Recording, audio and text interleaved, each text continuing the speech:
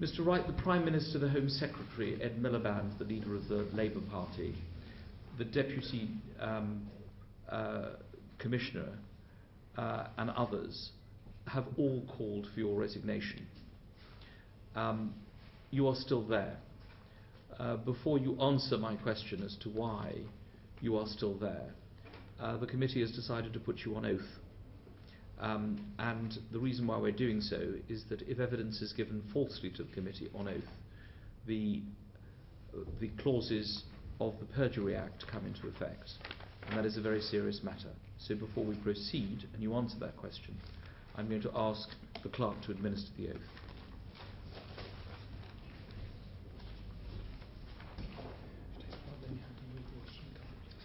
I swear by Almighty God that the evidence I shall give before the committee shall be the truth, the whole truth, and nothing but the truth, so help me God.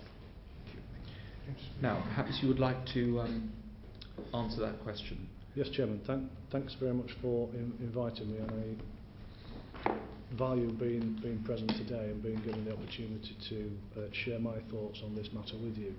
Clearly... Well, can I just explain? It's not a matter of sharing thoughts. These are questions from a parliamentary committee.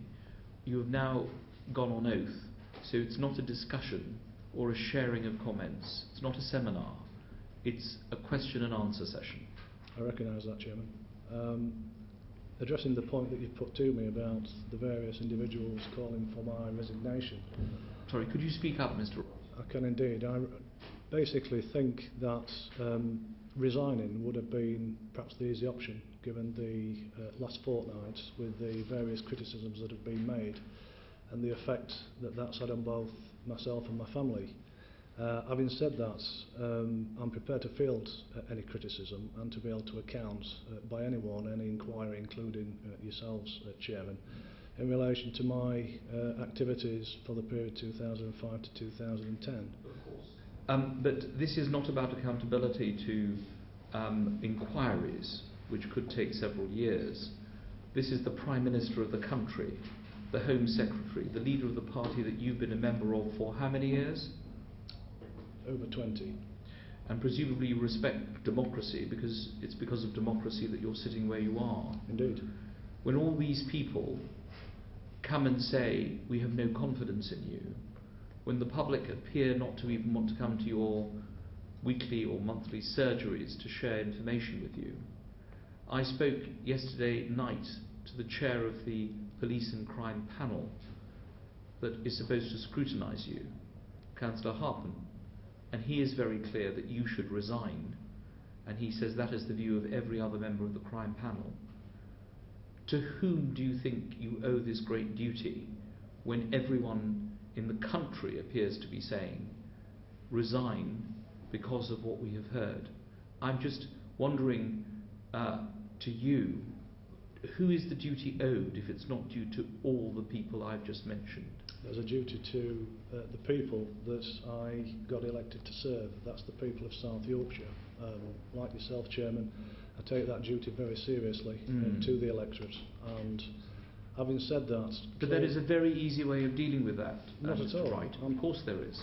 And that is for you to put your record before the people of South Yorkshire, as other people who serve as elected representatives have done, when their conduct has been called into question, not by one or two newspapers, but by the entire political establishment.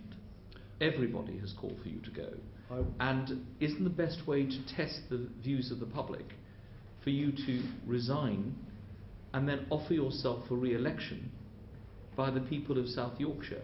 Isn't that the best way that you can get everyone to put their faith in you and what you have done? Why are you not doing that?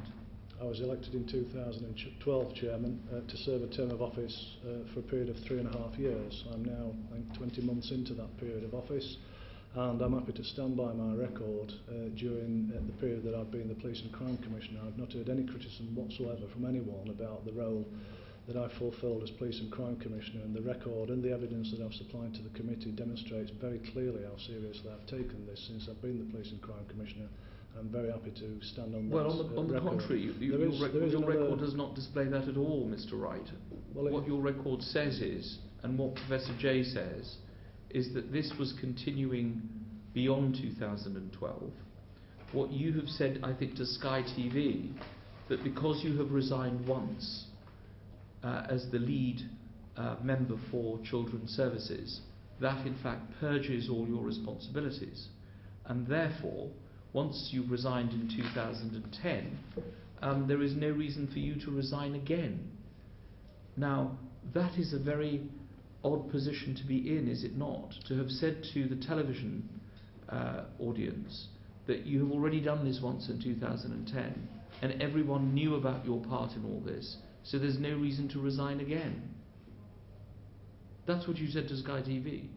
Chairman, what I said to a number of media outlets was that I was accounting for the period 2005 to 2010, and at the end of that period of office, being the Cabinet Member for Children's Services, I felt it appropriate on the back of the Ofsted report 2009 that I should stand down at the subsequent election in 2010, which I did in 2010 in the May. And of course, that was on the back of the Ofsted judgment coming in the late 2009, and I took the view and took also advice that the best course of action would be to go in the May rather than the December when the report was published, and that's what I did. But I did petition. You don't always take all the polls to heart when they're presented, do you? Yes. Okay. Can I ask you, you say that your position carries statutory duties. Your position as Police and Crime Commissioner in South Yorkshire carries statutory duties. I suggest that you're not actually fit to carry out those statutory duties and therefore not fit to hold your office. Well, I couldn't disagree more. You don't disagree with me? Of course I disagree with that proposition, yeah. Flynn. Isn't the reason that you're not resigning is not because your love of duty, but your love of the salary? Absolute nonsense. Wouldn't you agree that you're a busted flush, you're a dead PCC walking, no one will take you seriously in future, you will have no influence? What's the point of continuing? I've already outlined the reason for that, Mr. Flynn. It's because I've set in train what I stood for election to do, and I'm going to see that through. Can I tell you that having been here 26 years, having served on thousands of meetings of Select Committee, you are the least credible witness I've ever come across. I don't believe what you're saying. If you'd like to give some indication, when you talked about the MP supporting you, I'd love to see some evidence of that. You don't mean MPs just writing in and saying, sending a friendly message, but MPs, you're telling us, have asked you to continue in office. Is that true? I've received messages of support from MPs, yes. No, that's what my question is. How many MPs have asked you to continue in office? I haven't had any MPs ask me to continue in office. No. I've had messages of support from MPs. Well, you get friendly messages. You've been around for a long time. I'm sure your pals will send you a friendly message saying there, don't take it to heart. But there's no support for you except your own love of your salary. Isn't that true? That's the only reason you're carrying on. That's absolutely not the case, Mr. Flynn. Well, I listen here fairly. I've spent 25 years in a range of voluntary roles as a school governor, as a magistrate, in a variety of different unpaid roles. I blush at my own party. I've been a member of this party for 3 times as long as you, and I'm rather ashamed of the fact that I've shared a party with you. And I think what you've revealed yourself to be today is a charlatan who's in love with office, in love with the salary, and you're a disgrace. And you might well bring down the office that you hold, because there's no way of getting rid of police and crime commissioners, and you will be quoted as an example of why the whole process of appointing police and crime commissioners is a terrible mistake. Wouldn't you agree with that? Not at all, no. How many people voted for you? What was the percentage who voted for you? 51%. No, but what was the percentage of the electorate who voted for you? Well, there was a 15% turnout. Well, exactly. And what percentage of those did you get? 51%.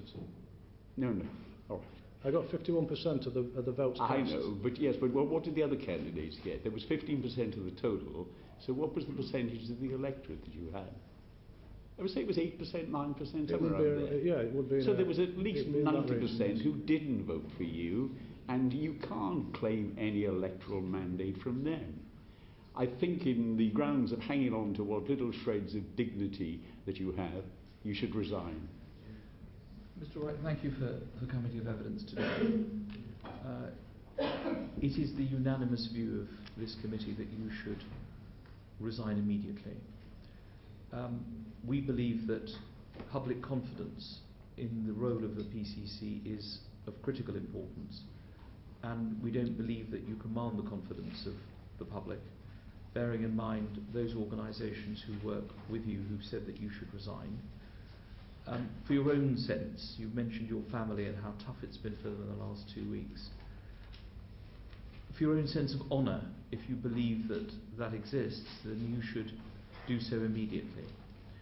I will be writing to the Home Secretary to ask her to look at the legislation on PCCs, because there isn't any at the moment, to see if there can be a possibility of emergency legislation or an amendment to deal with a situation such as yours, because it's unsatisfactory in our view that someone should be able to say to the public who elected them, I'm just carrying on, no matter the stacks of evidence that we have heard that calls into question your evidence to us today, which we find entirely unconvincing. And that's why, and I can't remember this ever happening from a select committee in terms of a public official who's been elected before, that we call for your immediate resignation. Order, order. That ends this session.